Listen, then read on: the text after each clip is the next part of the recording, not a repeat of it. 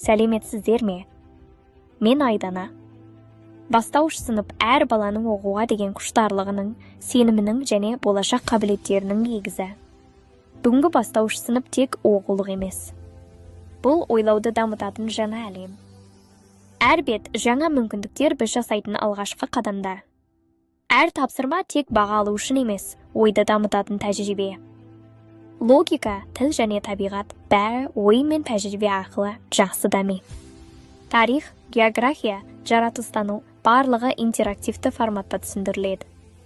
Біздің міндет әр баланы табысты болуға шабыттандыру. Біз балаларға тек білім бермейміз. Біз болашақты қалыптастырамыз. Бастауыш болашақтың іргетасы. Кел, бірге жаңа деңгейге қадам басайық. Әр баланың болашағы біздің жүрегімізде.